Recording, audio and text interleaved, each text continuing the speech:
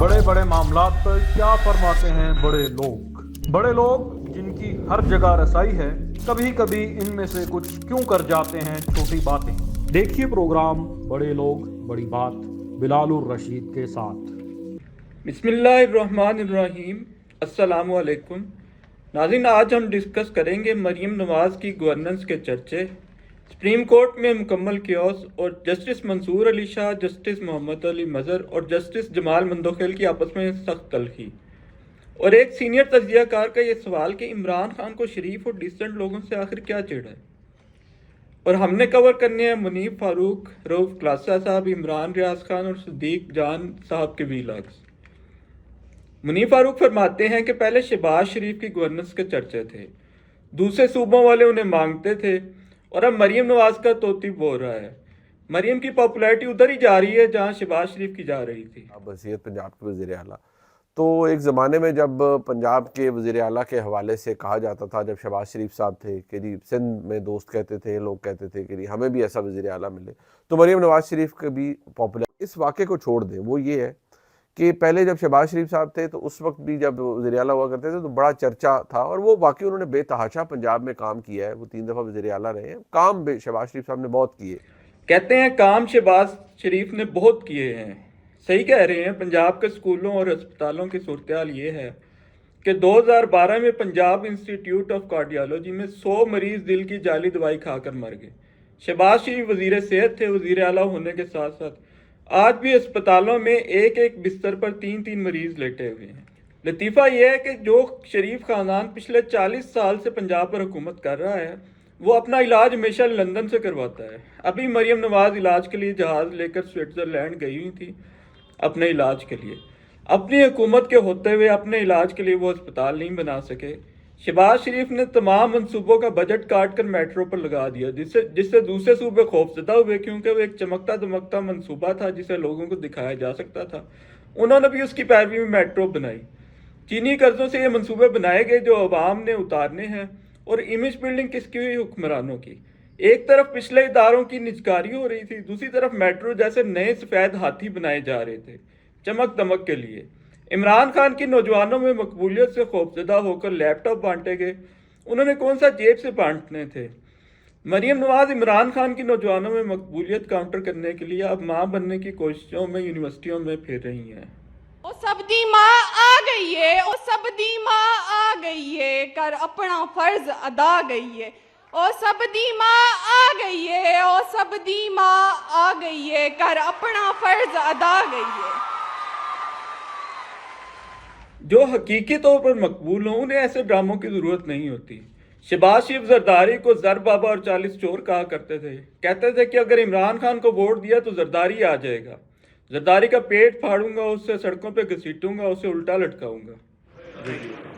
Prime minister साहब, आप आवाम को एजुकेट कर रहे हैं और पिछले कई रोज से एजुकेट कर रहे हैं कि इमरान खान चोर है, वो करप्ट है और उन्होंने सर्टिफाइड चोर है। इससे पहले भी आप एजुकेट पे लोगों को करते रहे कि आसिफ जरदारी चोर है, उसने बदयांती की है, अब वो आप लोगों के साथ बैठा है। तो क्या अब वो ईमानदार हो गए आसिफ जरदारी? अब आप लोगों को कैसे एजुकेट करेंगे? उनके हलीफ बैठे उनके बारे में क्या कहेंगे? कि हम भिखारी हैं और भिखारी अपने इंतखाब में आज़ाद नहीं होता। अब जो लीडर अपने अवाम को भिखारी बनने और उसी में रहने की तलकीन कर रहा हो, वो कैसा लीडर है?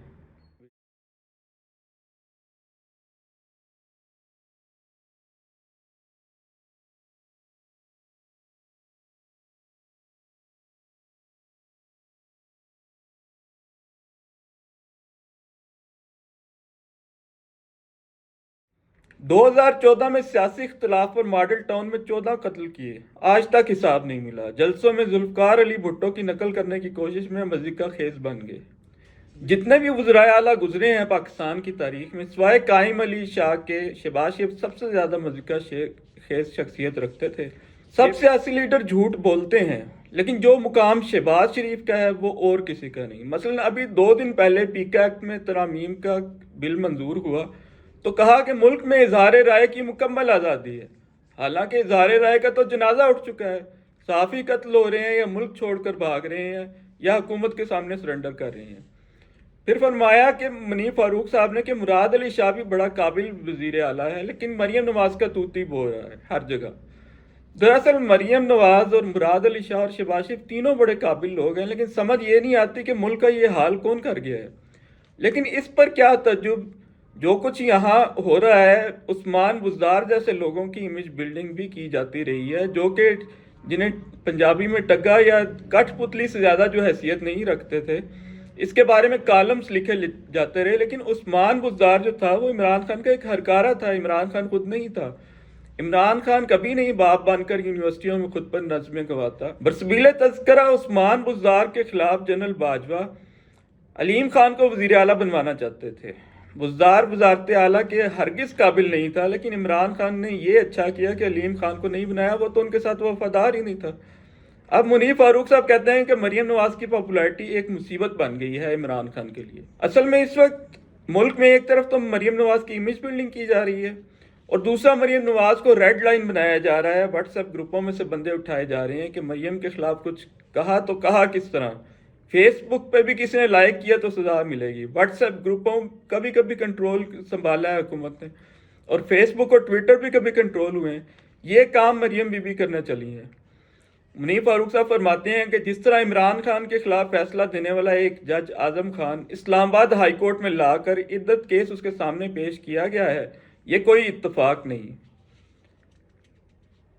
मुनीर फारूक कहता है कि एक मुल्जिम के बरी हो जाने के फैसले के खिलाफ जब अपील की जाती है तो उसकी कामयाबी की शरह सिर्फ 0.1% होती है, 0.1%, और उसकी अपील ऊपर जाती है। बरीयत के खिलाफ जो दरखास्तें हैं उनकी जो सक्सेस की रेशो है, यानी कामयाबी की रेशो है, वो 0.1% होती है।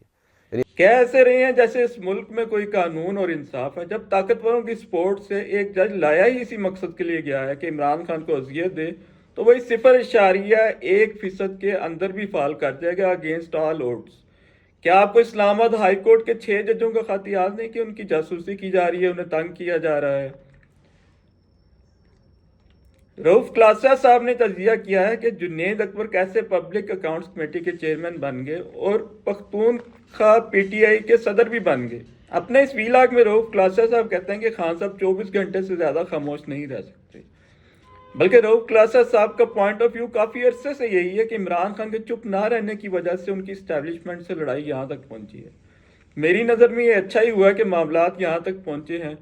इस्टेब्लिशमेंट का ये कोई इस्तेहकाक नहीं होना चाहिए कि जिसे चाहे ले आए और जिसे चाहे ले जाए। इमरान खान ने अब जितनी तकलीफ बर्दाश्त की है उसने कफारा अदा कर दिया है 2018 में फ़ौज से डील का। लेकिन मैं ये भी समझता हूँ कि इमरान खान अगर फ़ौज से हाथ ना मिलाता तो वो उसे कभी हुकूमत में बनाने देते ही नहीं। जनरल बाजवा ने अपना हाथ उठा के नवाज शरीफ के ऊपर रख लेना था।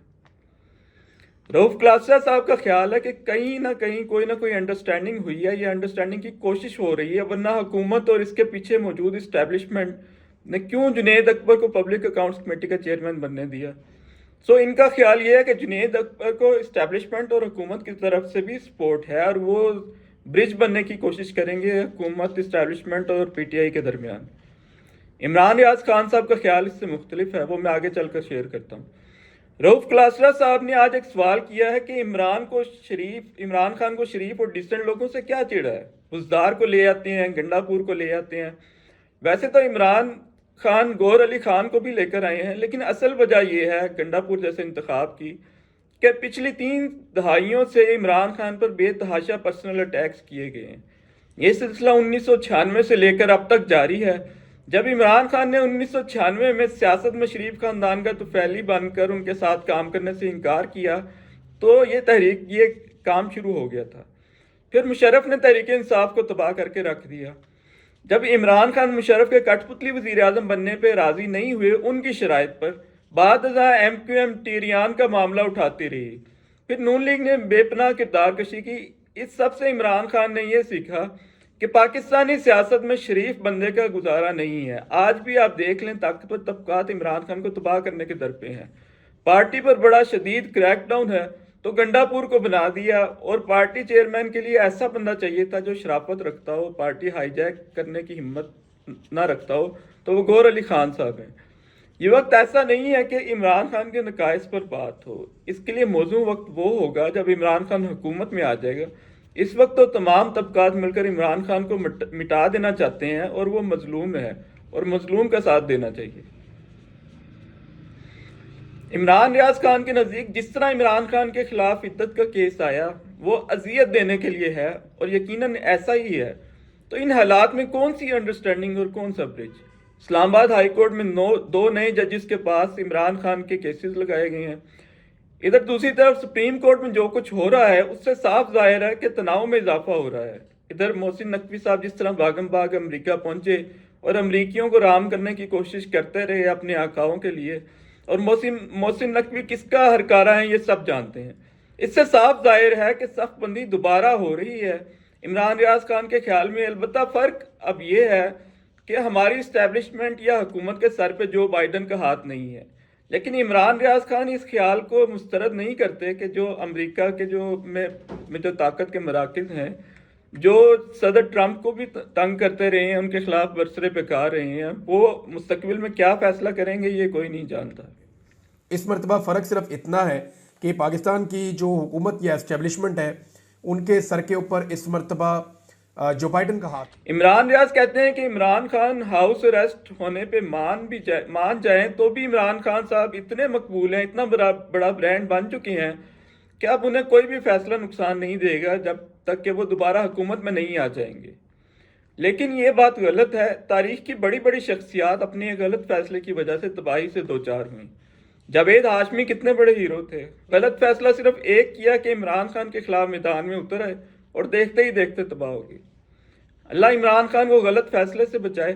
ہاں، اس سینس میں عمران ریاض خان صاحب کی بات درست ہے کہ بعض اوقات تھوڑا سا پیچھے ہٹنا پڑتا ہے آدمی کو لانگ ٹرم فائدے کے لیے۔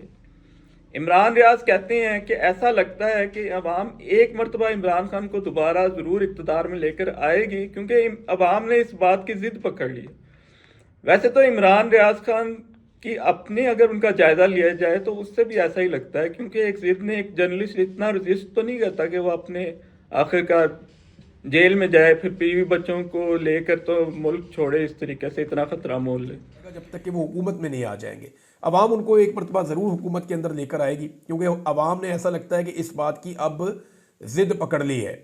اس میں بیرسٹر گھوڑ صاحب، مجھے بھی ایسا ہی لگتا ہے کہ ایک مرتبہ عمران خان اقتدار میں ضرور آئیں گے، باقی غیب کا حال اللہ جانتا ہے۔ لیکن البتہ اگر ایسا ہوا تو اسٹیبلشمنٹ اتنی بڑی شکست پر کیا کرے گی، یہ غور طلب سوال ہے۔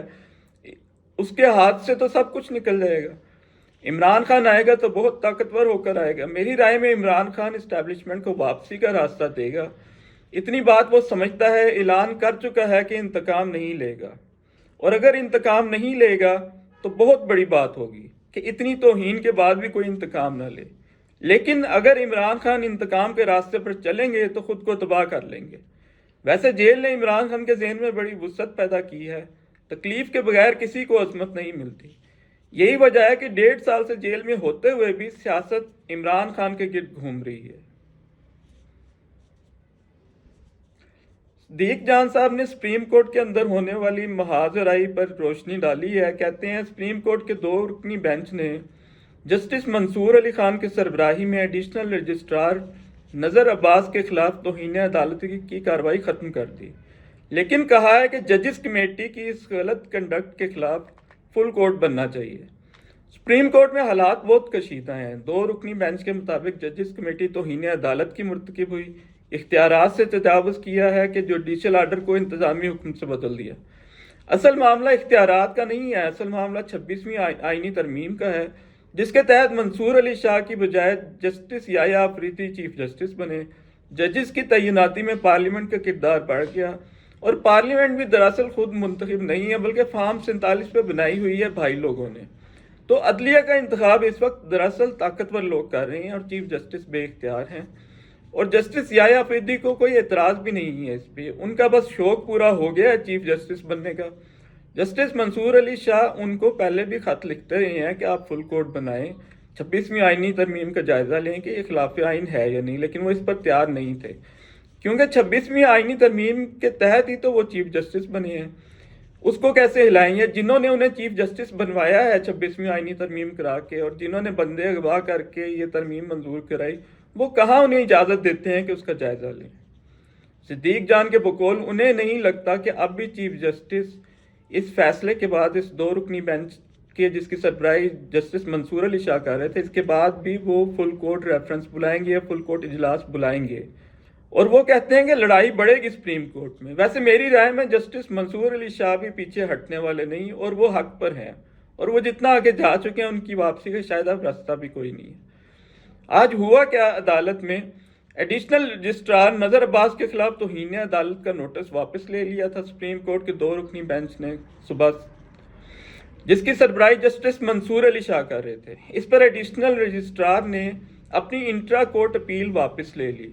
انٹرا کورٹ اپیل واپس لینے کے باوجود جو 6 رکنی بینچ نے انٹرا کورٹ اپیل سننا تھی، اس میں جسٹس محمد علی مظہر اور جسٹس جمال مندوخیل بہت غصے میں تھے اور پروسیڈ کرنا چاہتے تھے رجسٹرار کی انٹرا کورٹ اپیل پر، جو توہین عدالت کے نوٹس کے خلاف انہوں نے کی تھی۔ لیکن جس طرح سے میں نے آپ کو عرض کیا کہ جمال خان مندوخیل صاحب اور محمد علی مظہر صاحب بہت غصے میں تھے، آج انہوں نے انہوں نے بھی الزامات کی بھرمار کی ہے جسٹس سید منصور علی شاہ صاحب کے اوپر، ان کو جواب دیے ہیں جو منصور علی شاہ صاحب کی آبزرویشنز آتی رہی ہیں۔ ان دونوں جج صاحبان نے جسٹس منصور علی شاہ پہ الزامات کی بوچھاڑ کر دی۔ انہیں غصہ تھا کہ جو خطوط جسٹس منصور علی شاہ لکھتے رہے اور جو فیصلہ دیا جسٹس منصور علی شاہ نے رجسٹرار کے خلاف توہین عدالت کے کیس کا۔ اس موقع پر جسٹس اطہر من اللہ کہتے رہے کہ صبح فیصلہ آیا ہے جسٹس منصور علی شاہ اور جسٹس عقیل عباسی کا، تو اسے تو ابھی کسی نے چیلنج بھی نہیں کیا۔ جب چیلنج ہی نہیں کیا تو قانونی طور پر ہم کیسے اسے سن سکتے ہیں؟ لیکن ان کی بات نہیں سنی ان دونوں جج صاحبان نے۔ جسٹس محمد علی مظہر اور جسٹس جمال مندوخیل کی جسٹس شاہد وحید سے تلخ کلامی ہوتی رہی، کراس ٹاک ہوتی رہی۔